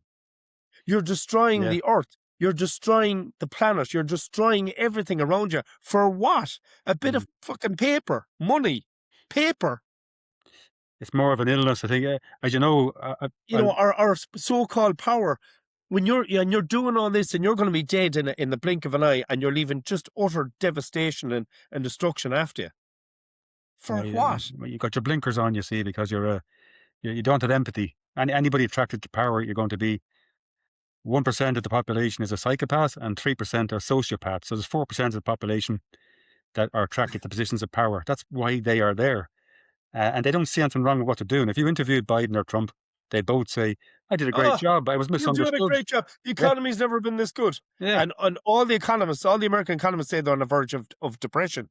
Not a recession, a Overdue. depression. Overdue, I One, think. one, Yeah. one guy said, we haven't had a depression in the United States since the 1940s. He said, we're 2 steps away from it Yeah. with these tariffs and all the crap that he's Yeah. doing. Yeah. And, and actually, you see, Canada have done a deal with China that they're going to take over 50% plus of Canada's imports over the next 10 years. Hmm. Now that's business that America's never going to get back. That's correct. Yeah. Yeah. You know, Again, that's that whole one thing, country, though, that's one outlet. So, like, God knows, like, the whole world is turned against them now at this stage. you know, could be by design, though. We don't know about what silly game they're playing, and it doesn't really impact upon me. Personally, I do what I can every day, and it goes back a little bit to the doors. How do I resonate higher, and how do I distance myself from that, but still know what's going on? I look after my family, my friends here, and I try and just rise myself above it, to be above it. Even with the last 6 years, what's been going on, it's longer than that, but more evidently over the last 6 years, you don't flourish because of what's going on, or in spite of it. You flourish because of it. Mhm. You're forced to be better, quicker, because you've been pinned. You're either going to sink or swim with all the overreach that's going on, and do this and do that and can't do that. And so you choose to flourish, I think, and you'll do it quicker than you would have done had you not got a shove in the back. Mhm. If you follow that kind of thing, Yeah, you have to do one yeah, or the other. You can't sit in the fence. yeah. The children, by the way, we had some lovely discussions in philosophy in first year, where they throw out some questions to the class, and they wouldn't answer them. They just let you discuss it amongst yourselves. And the nature nurture thing is a big one, because you were saying how kids are always little feckers, and all they're doing is pushing the boundaries. Can I do this? What's acceptable? What's not acceptable? And then adults and parents, it's up to us to say, there's a line. That's that. Kids will be delighted that they now have a line to go, right, that's grand. I know where that is now. I don't think they hurt or cut worms in half or pulled girls' hair out of nastiness. It's just, it's Well, Yeah, I know it is a learning curve, yeah, and we it all have really to, is. Yeah, it really is. yeah, I know, I get that, but And then, I just mean, we we we don't start off great, not great. you know, Yeah. and it takes a lifetime of life beating the crap out of us Mm. to But become better. even on that, the lifetime. I know again we're back to misinformation and all that. But there's plenty of literature to suggest that we used to live an awful lot longer. And this idea of being living till 83 now, and we're big fanfares, how wonderful. You're only starting to really start on the path of wisdom in your 90s and hundreds. I know, Why I know, you need to be living till 400 to fully appreciate, yeah, true wisdom. And I think we're dying too young. We're just starting to get the ball rolling, and we're yeah, popping our clogs. yeah, And yeah, I agree, attitude in life, and by the way, Howard. I never mentioned this lady to you before. She was before she died about 10 years ago or 15 years ago. She was the oldest surviving Holocaust survivor. Her name was Alice Summer Hertz, or Alice Hertz Summer, and she was okay, one of two twins. And what happened to her was she was Czechoslovakia, but she played the piano. And when the Nazis came to take her away to the feeder camp, Theresienstadt, a feeder camp for Auschwitz, they asked her, "Well, what did you do for a living?" And she said, "Well, I played the piano." And they said, "Oh, over to the right." And everyone was going to the left to be sent on to Auschwitz, and she was told to go to the right. And her twin sister died at the age of I think 60 something, and she lived until 111 or 114, 111, I think we'll say. wow, And she maintains that simply because of her upbeat attitude, she always saw the best in people. And even when the interviewer asked her about the Nazis, you must hate them for what they did to you for those 4 years. And she goes, "No, no, I just saw them as human beings. They were just doing what they were doing. It wasn't their fault." And an amazing lady to have lived through that. And just from her it's perception of it's a how, huge oh, huge. it's a huge Yeah, attitude to have, isn't it? it Like is. that's incredible. And that ties back into what we're undergoing at the moment. We can choose to get all fearful and make bad decisions or point fingers or get, oh, Epstein this and that, or rather just put 95% of our focus back onto ourselves and and our friends, and the other 5% of the negative energy sucking, just kind of, yeah, hard to do. Let it go, Yeah. let it go. Try Very to, yeah. wise words, very wise words. Well, Um, easier said than done. It's a struggle, isn't it? I think every day. it Yeah. is, and trying to stay good and sane and positive all the time, and Yeah. most of the time, I think I'm fairly upbeat and fairly positive, Yeah. you know. Um, but yeah, it's not always easy to stay bright, you know. It really isn't a challenge. And Um, they say the five people that influence us most are the five people we spend most time with. hmm. So pick Oh those well, five people very carefully. I totally agree with that. Yeah, I would yeah, totally agree with that. like-minded. Um, Yeah. we're an hour and a half in. Do you want Yes. to keep going, or how are you feeling? Or Well, if you've got anything else to discuss, then we'll keep going. And if not, uh, it's a big topic, UFOs, because it's not just black and white. it, There's lots as of you say, strands it's coming off connected it. to everything. Kind of really is more than we know. But back to your Tesla again. We mentioned, who else did we mention? Other people that might have had a helping hand along the way. I think Tesla may have been one of those people, but I think so too. They reckon he was definitely, like, look at yeah, how far ahead he was. it's nuts. Yeah. He was working on zero point energy Hmm. 100 years ago, and supposedly they're only beginning to understand it now. Yeah. So they reckon he was definitely being influenced, or had some sort of extraterrestrial connection, or Something like what? Yeah. they were in his subconscious or something, because they, Mm. like, there's no way, like, I mean, he was probably 200 years more advanced than any human being on the planet at the time. Yeah. And of course, I can't help but bring Graham Hancock into this. Watching him a long time, uh, uh, way before he went on to Joe Rogan, who I now don't trust anymore. And Graham is always Yeah, talking well, about look, civilization he's been bought, cycles. hasn't he? Yeah, he's another limited hangout guy. I think he says Yeah, 95% of great podcasts, and then just yeah. he Well, slips in one about if you look at, he did a podcast with Stephen Greer, and that Oh, has now been taken down off all right. Spotify and and off YouTube. Now you can still you Yeah. can still find it Yeah. online if you look, you know. But he was taken on. The basis said to him, if you want your big $180 million Spotify deal, Yeah. you have to take Stephen Greer down. And actually, Yeah. he had a young fella on. Can't think of the young fella's name, but the young fella is a UFO experiencer as well. Hmm. See, he's had quite a few encounters, Yeah. and the young fella we started talking about Stephen Greer Hmm. and how he was doing CE5. And and Joe Rogan was just sitting there, just mm, mm, yeah, yeah." Never, never mentioned. He wouldn't even say the words Stephen Greer, Right. and just and quickly just kind of brushed it off. Yeah, Yeah. it's very evident. Yeah. It's actually really evident in that one. It's Mm. if you go back, this podcast was it's probably a month or two ago now. But a Right. young guy. I'm sorry, no, I can't think of his name. If I can come across it again, I'll Mm. try and put it down in the in the link link Yeah. down below. Mm. Um, but it's very evident, that he couldn't even say the man's name. Mm.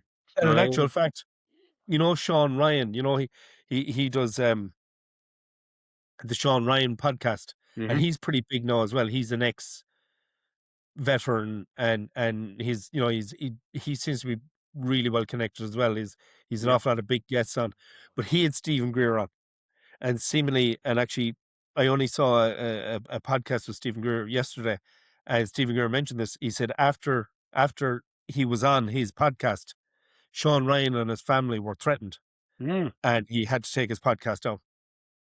Now, again, I think if you look for it, you'll find it. Yeah. But Yeah. the powers that be, wow, Powers it shouldn't be. Yeah. yeah. But Graham Hancock, anyway, as you know, Sorry, uh, yes, uh, brilliant, love him. yeah, he made the historians obviously very uncomfortable and, well, boo-hoo, Again, academia will always rebuff things if they're told to do it, but also do it to protect their jobs and pensions. So, civilizations, we might have had zero-point energy several times in the past in these Yeah. waves but where are we given a helping hand? Who knows? But I was I've had lots of jobs. One of my actually my most recent one was a tour guide at Newgrange. And of course, Newgrange is a Brilliant. nice spot, and you, occasionally you'll have a lot of time where you can discuss with your colleagues over there, your other guides who've got a wealth of experience and opinions.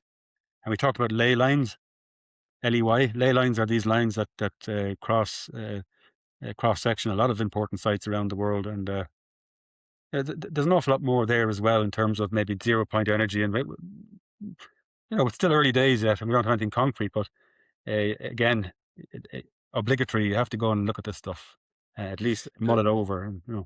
But it seemingly there's different forms of this 0 point energy, free energy. Mm. So they reckon that the one Tesla was working on was based on the rotation of the Earth, Yeah. and he was pulling energy out of. I think these. No, look, Yeah. I'm not a scientist, but you get the gist of what I'm trying to say. He's pulling this energy out of. I think the free energy from the movement of the Earth through these ley lines, I think, or Mm. something similar to that, right? But then you have the 0 point energy that they talk about, like that Stephen Greer talks about and Bob Lazar talks about, where they're actually pulling Mm. energy from the vacuum of space in between dimensions. I think it's literally all around us. Yep. That guy, um, he was part of the Disclosure project as well. He was a designer. Um, God Almighty, my head for the names today is really Yeah. bad. But he was in Stephen Greer's 2001 Disclosure Movement, and he had these charts of and designs of technical drawings of UFOs. He was a designer. Not Bob Lazar, was it? No, it wasn't No. Bob Lazar. No. Um, Someone like that. Anyway. Yeah. he's dead since. I don't know why I get the feeling he might have been killed. I know the person you Um, mean now. I don't know his name, but he was. Yeah. Yeah, you know what I'm Yeah, he talking about. was. I So, do. and actually, they have him. You know, if the public want to look up, you know, you'll get it on YouTube. The disclosure movement. It was held in the National Press Club in 2001 by Dr. Stephen Greer, and Yeah, he had 20 other witnesses, pilots, high level. Yeah, scientists, ex-military, the head of the American Aviation Authority. That right. Yeah. uh, again, the names Credible just aren't. people with You know, with all these yeah. top caliber people, and that dude, with you could see him with the charts, and he had the blueprints of a UFO, Hmm. or it was I think it was a reverse engineered UFO, it was a man made, Yeah. or an ARV, isn't it? ARV, Something recreational vehicle. That's right. um, Yeah. an Alien reproduction vehicle. I think it is. alien Alien reproduction. reproduction vehicle, an There we ARV, go. an alien well done. Jesus, that It's the nearly last killed of me my trying to coffee get that there out. that An was responsible alien for that. reproduction vehicle, an ARV. So he had that. He had that chart. Mm. McCandlish, McCandlish, Oh, Mark Mark McCandlish. Mark McCandlish. There Mark we go. McCandlish. There we go. How did I think of Yeah, that? same here. I just yeah. Yeah, I got a little help there. I think Mark McCandlish. Yeah. But yeah, I think he got popped Well, off. more than likely, it does look that way. Yeah, it does Yeah, seem that way. Very, very people that all of a sudden get very sick or get a very life-ending disease all of a sudden, or you know, but sure, very, very Greer suspicious. and his two lieutenants were given Yeah, cancer at the same time, with yeah, the same type of cancer, all at the same time. yeah. The other two died. It was his best friend, I can't think of her name, and Hmm. some general. Yeah, And he was uh, lucky. Yeah. I think he was more than lucky. I think the ET saved him. You know, because seemingly it was a massively progressive cancer, and normally with cancer, seemingly you can find the starting point. Hmm. So you know it starts wherever, you know, in breast cancer or stomach cancer, wherever, but they can Mm. pinpoint where it starts, the starting point. They couldn't pinpoint that with any of the three of them. They just said it's mad, it's racing all over your body, it's really progressive, and there's no starting point. Mm. So, Raven was saying on the last podcast, she said that you know that was an energy directed weapon, and the three of them were given cancer. Yeah, But the ETs um, saved them because the other two were literally wiped out, yeah, yeah, and they saved on more than one occasion. yeah. I know that for sure. You know, the first time he was on the mountain when he had that bad infection, he had the near death experience. Well, Hmm. he did die, Yeah. and that's when he came up with the CE5 protocols with the ETs. Yeah. And when I met him, I said to him, I said, "You've never said this publicly." I said, "But they did save you. How else did you get down off the mountain?" And he smiled and nodded and he goes, "Yeah." Mm. You know, so there's been at least two or three occasions where Intervened. they've saved bacon. Nice friends to have. Oh yeah, yeah. Well, that's what I'm hoping. If well, I'm just observing really like everybody else. But if things kick off and that nut job over in Israel decides that it won't work or intervene or something, I'm hoping. We'll see what Um, happens there anyway. But it's as I said earlier, we shouldn't be giving that too much energy anyway. We should be focused elsewhere. But hard not no. to, given the potential implications there. But Um, yeah. last thing, and I'm going to let you go. Mm. Have you? Excuse me. I was looking at Joe Rogan. He had this again. The name is skipping me, but I think he was a Dutch, some sort of engineer Hmm. slash archaeologist, and they did ground penetrating radar of the main pyramid in Giza, Mm. and they've found these pillars, the massive big. I think they're like 100 foot long pillars underneath the main pyramid in Giza, and they Yeah. reckon there could be a city underneath it. Yeah. Have you seen that, or have you have you come Um, across it? I did. I watched a good one a while ago, but there was always talk about that. Apparently, several people over the last couple of decades have discovered things underneath, and they were given limited permission to have a look. And when they started finding things, then they were told, Get lost. "Yeah, I dropped out if I were you." And they were either discredited I don't think anyone were killed, but they were all discredited and their careers were Yeah. over.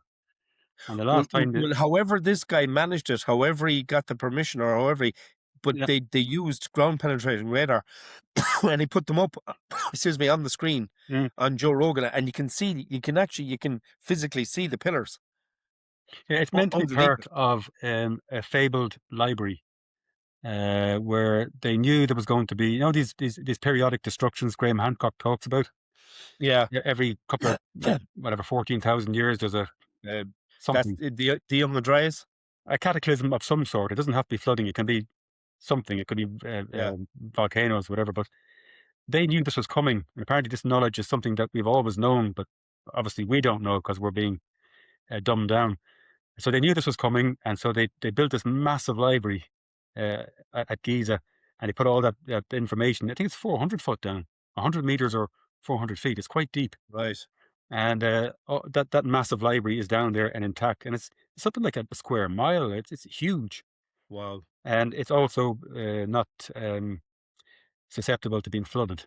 So how that works? Maybe it's too far down, or the water table.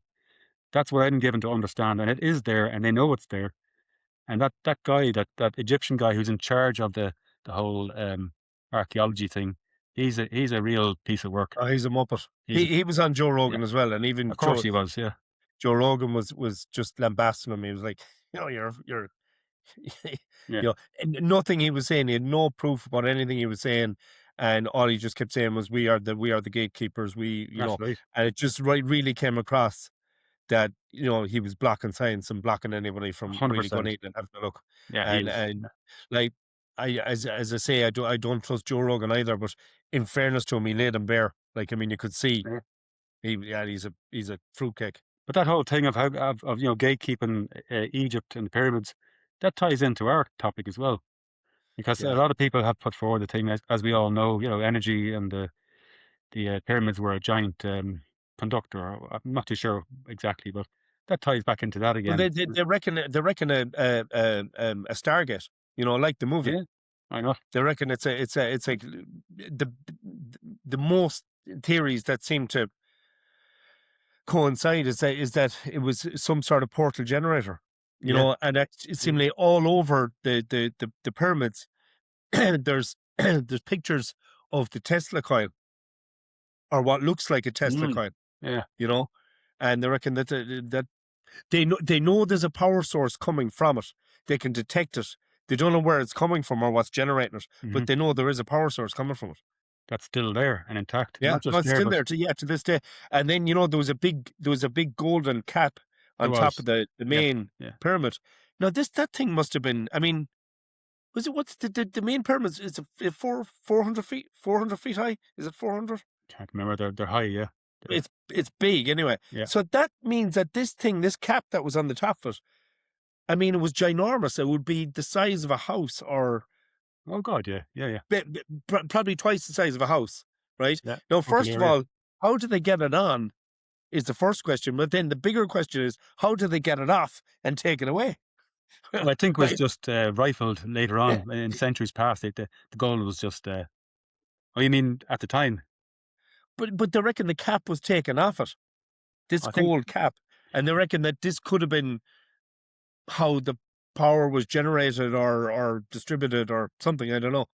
But there was supposed to be a golden cap on top of the main pyramid, and it was Yeah, massive. I think But it somebody was, said. as they said, it was taken off. But how do they take it off? You know what I mean? Unless they had a couple of Chinooks back then or something. I don't know if they were taking it off, or the theory is that they took it off while the thing was in operation. I think gold is one of the best insulators, or the best conductors, or the best something anyway of all metals. I'm not too sure what exactly, but it is the best of whatever it does. The understanding is that obviously the gold was just robbed years after the decline, A bit at a time. bit by bit. Yeah, Yeah. Okay. and then um, the other topic that came up in Newgrange a lot, of course, you always get visitors trying to be argumentative, and which is fine because they can often give you a new question. And I always said, look, this is as far as we know, this is the answer. But how do you get a 9 ton, a 15 ton block, just as in the pyramids? How did you get them there? Of course, theories are well known at this point. Is levitation, the directing sound frequency at it and levitate. Sound frequency, yeah, yeah. Yeah, another one that isn't well much heard of is that they use a mold. So they literally had an artificial substance which they mixed with the sandstone and poured it in to this mold, and then let it solidify, and then next, which is why they're so precise. That theory doesn't stand up when you think of Ollantaytambo in Peru, when you've got these massive, which are not the same shape, any of them, and they're all Okay. Well, let's say they did that. But the one thing that Graham Hancock always talks about is about 2/3 of the way up the main pyramid in Giza, yeah. there's 17 pillars, Mm, like they're rectangular pillars, and there's 17 of them laid flat perfectly. mm, And it's like it's holding up the top third of the pyramid, if you like. But yeah. each one of those weighs 70 tons. 70. Okay. 70. And there's Well, 17 of them, Baalbek in where's Baalbek again? right? Way Now, bigger, way bigger than 17. so that's the equivalent. That's the equivalent of 35 cars Yeah, each. yeah. And they put them up and laid them perfectly side by side. And each pillar is perfectly rectangular and perfectly formed. Mm-hmm. But there we go. As I say, Caterpillar were asked, the company Caterpillar were asked to see could they do a mini version, and they failed, even with all their huge. Oh, yeah. So yeah, the third option then, of course, that we know about is intervention from more advanced civilizations to help us. The idea Yeah. that you had an organized slaves that would work for nothing, or to haul sandstone up on on logs. It Well, you can be see, done, look, by the way. It can be but done. okay. But you see, my argument there, right? And you often hear people say, oh, they had a million slaves. Okay, they had a million slaves and they Yeah. did all this and they rolled them along and they put them up and used ropes and winches and whatever else. Now, Mm. let alone the fact that, I mean, there's no ropes that hold 70-ton rectangular pillars Mm. back then, unless they were making making the ropes out of some specialized titanium, Mm. right? But even if they did have a million slaves, if you bring it back to the bare basics, right? Now, I don't know how big the site of Giza is, but we'll say, I don't know, we'll say it's a couple of square miles, like it's a big site, right? Mm. And say they had a million people there, million slaves doing all the work, right? Leaving aside the disease, Mm. plague, distemper, God knows what else, right? Leaving aside all the diseases, you know, who's feeding the million slaves? It's not that they have a Tesco on every second corner. Mm. Where are they getting all the food to feed a million slaves? Logistical problems. Yeah. Well, you know what I mean? Like, where's all the food coming from? How are they getting it in? And how are they supporting a project that big Yeah. when we couldn't do it, when we can't do it today? No. So it's, No. But, it doesn't, when you bring it back to the bare brass tacks of yeah. just even aside how they did it. The practicalities. Yeah. Yeah, it's I not, did investigate that, doesn't by the way, compute. just in terms of, is it possible to put log rollers down and carry an extremely heavy stone? And I discovered black and white foot. You can look it up yourself. An island of Nias, I think it's called Nias. And you look up the island of Nias and just put in uh, log rolling stone or whatever it takes to bring up the images. They did do it. It can be done. But Right. as you said, to the extent of the pyramids and that many millions of tons And raising and and getting these raising, blocks up a couple of hundred it feet. doesn't seem plausible. It doesn't even Doesn't. compute. No, it's not. And then just one last thing then on buildings. Obviously, you're going into another area of tinfoil crown tinfoil hats, or crown tinfoil, whatever. Because we've been promoted over the last number of years. Large buildings with windows and doors that are far too large for humans. That brings into the whole, oh, we used to be bigger giants and all this. We found the thing, Smithsonian hiding, it's all rubbish. But I was in Cologne a couple of weeks ago. I had to go because I was born not too far away, get my birth cert. And I just happened to go to Cologne Cathedral. I hadn't planned on it. I just had a few hours to kill before I got the Ryanair back. And I'm standing there looking at this thing and I'm thinking, what in God's name was the point in building this so big? And not just that, but how could you build Cologne Cathedral? How the Yeah, could you build the damn thing? How old is Cologne I don't Cathedral? know, but it's shagging enormous. It is. It's just really imposing. But So, it's I'm assuming it's old. Like I'm assuming it's a yeah, couple of 100 years older. So again, total ignorance, no idea, yeah, but it wasn't yeah, yesterday. I'm sure we could struggle to build today, and then the detail on it with the gargoyles coming out. And yeah, yeah, yeah. was this were most of these buildings that are huge simply a way to sort of make the little people feel that here's your religion, here's your God? Not all buildings that large are religious focused. They've got other purposes. So having buildings that big and the ability to build them, you don't have to go back as far as the pyramids to be sort of awestruck. Like, what the hell? So the questions go on, Howard. The questions go on and on and on. We answer one and we got three more questions, three more new questions then. So I know, yeah, I thank know, God. I know. Yeah. Listen, buddy, I'm going to let you go Yeah, because I've second nearly jar. lost you there in the dark. I could Yeah. just about make out your face from the reflection of the It the got monitor. dark. Yeah. Right, Quickly. you're actually doing a Paul Daniels on it. No, you see me? No, you don't. Yeah. Uh, It, Hans has been very interesting, happy very days. interesting. You're a highly intelligent guy. You know, Just I, inquisitive, Howard. That's all. Inquisitive. There's questions and well, look, intelligence comes from being inquisitive. well, You know, I'd somebody said to me once, "How would you describe the ETs?" And I said, "Well, if I was to describe the ETs in 2 words, it would be frustratingly subtle." yeah, yeah, Right? That's been my experience with them. You know, the yeah, slow, slow, slow, subtle, subtle, subtle. Right? yeah. Until they're not, and they, and they're There in there in your front. Yeah. face. But if I was to describe you in a word, Oh it would God. be accurate. Oh well, but we search for it. But as I said earlier, so Well, much crap. as I've demonstrated numerous times during this podcast, I can't remember cat. I can't remember people's names.